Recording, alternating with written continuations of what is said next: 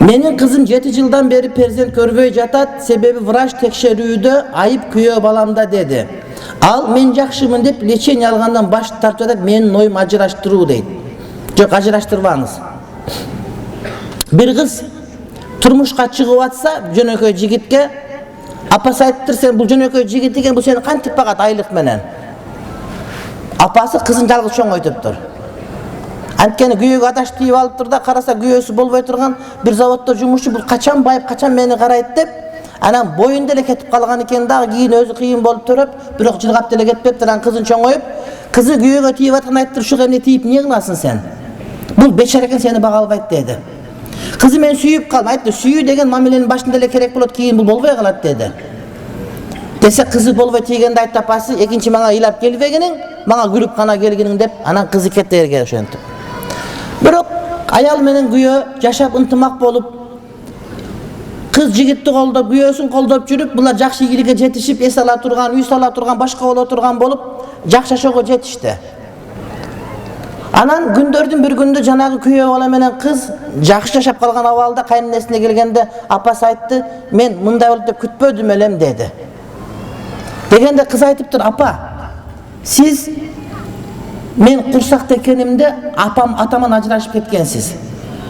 Эмнеге десе айтты, мен атаң оңолбойт келечекте, мен сүйүп тийип алып, бирок кийинчерээк бул мени бага албайт деп, ошондо эле кутулайын, кийин калып кетпейин дедим элем деди. Апа, анда маселе эмес деди. Маселе сен атамы сүйгөн эмессиң деди. Эгерде сен жакшы көрө турган болсоң, ага жардам берет элең, жардам берген болсоң, анда атасы чоңойбойт элем мен деди. Менин сизден айырмам деди. Ошо жашоону көрдүм мен, ошон үчүн мен күйөөм урмат кылдым, сыйладым, ага ээрчидим, ага моюн сундум. Анан жанагыдай жакшы аял жаман эркекти жакшы кылат. Ал эми жакшы эркекти падыша кылат деген кыргыздардын сөзүн угуп калган, бул өзү орус экен. Ошентип ушундай болуп калды деп анан жооп берет. Ошон үчүн урматтуу бир тууганым, адамдар турмушка чыгыш керек, үйлөнүш керек. Анан жана кызыңызга ажыраштыруу деген пикирди алыс коюшуңуз керек. Ал Кудайдан бардыгы. Кудайдан. Эгерде бир адамга Кудай перзент берип айткан болсо, бул ажырашып кетүү деген менен маселе чечилет деген сөз туура эмес. Андан башка чечилүү жолдору бар. Ошондуктан сиз кызыңызды ажыраштырам дебеңиз, анын өзүнө коюңуз, ал өз жолун таап алат. Ассаламу алейкум ажы дейт. Ажаке деген окшойт.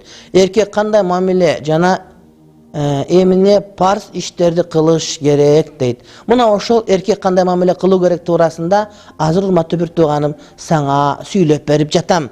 Андан кийинки маселе, урматтуу бир тууганым, кыямуз заужи биважибин нафакати аля заужати вал аулад. Эркек өзүнүн аялы жана балдарынын тамак ашын, кийим кечегин камсыз кылып, мына ошондой эле ошолорго жакшы мамиле кылууга милдеттүү болот. Аллах Таала Кур'ани Каримде айтат: "Ва алал маулуди лаху ризкухунна ва кисватухунна бил ма'руф."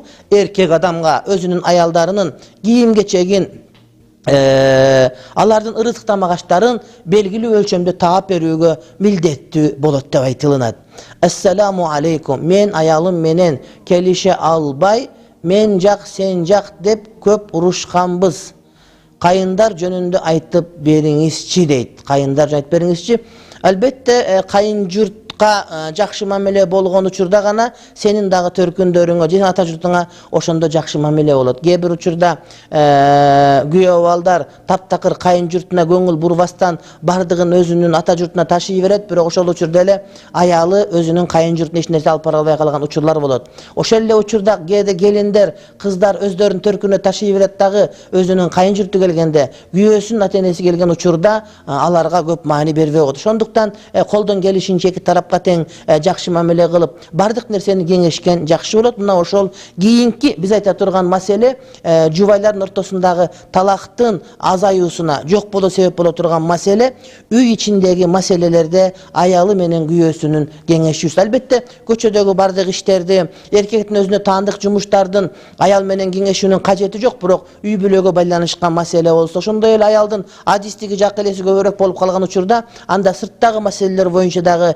эркек аялы менен кеңешсе, бул жакшы болуп, мына ошол ажырашуунун алдын алат деп айтсак туура болот. Имам Муслим риваят кылган хадисте момун аялды момун эркек жаман көрбөсүн.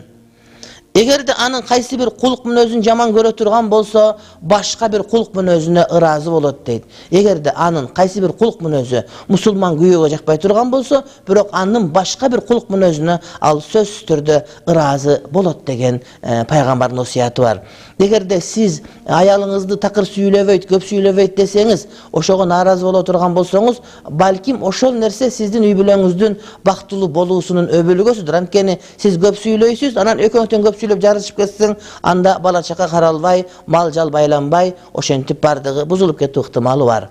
Саламатсызбы ажеке, үй бүлөнүн ынтымагы эмнеде дейт. Албетте ошол үй бүлөнүн ынтымагы эмнеде деген суроого жооп берүү үчүн келип отурабыз. Үй бүлөнүн ынтымагы биринчи кезекте үй бүлөдөгү аялдын күйөөсүнө баш ийүүсүндө. Аялдын күйөөсүн угуп, аны сыйлап, ошол күйөөсүн күйөө катары көрүп, анын урматын өз жайына коюусунда болуп турат. Үйдөгү перзенттер, балдар, кыздардын бардыгы ошол атаны эне сыйлап аткандыгын көрсө, мына ошол бактылуу үй бүлө, мына ошол келечектеги бактылуу үй бүлөлөрдүн ачкычы деп айткан болсок туура болот. Мына ошондой укуктардын же болбосо талактын алыстап кетүүсүнүн, үй бүлөдө ынтымак болуусунун экинчи бир себеби ан тахфаза заужату лиззаужи малаху ва нафсаха.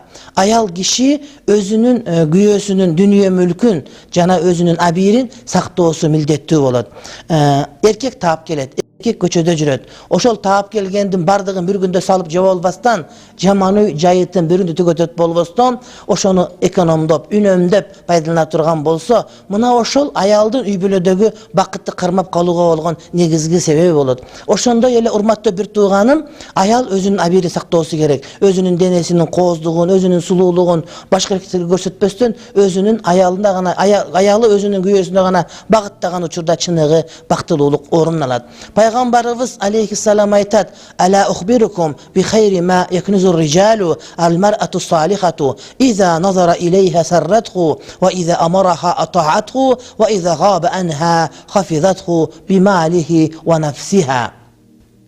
Пайгамбарыбыз алейхиссалам айтат, Ибн Мажа риваят кылган хадисте, урматтуу бир туугандарым, мен силерге эркектин ушул жалган жашоодогу тапкан эң зор байлыгы, эң зор өзүнүн кени туурасында айтып берейинби силерге. Бул эркектин тапкан жакшы жары, өзүнүн сүйүктүү аял заты дейт. Ал салиха аял, кайсыл аял? Ал иза назара илейха сарратху. Эгерде күйөөс аялын караса, аялын көрүп, аялы көздү сүйүнтө турган дейт. Кийген кийими таза, бүткөн бою таза, балдарынын бардыгын курсагы ток, үйдө тарбия бар, бардыгы үнөмдөлгөн. Мына ошону көрүп, эркек сүйүнө турган. Эркек аялын көргөндө көңүлүнө кубаныч тартууланса, мына ушул аял чындыгында жакшы аял болуп эсептелет.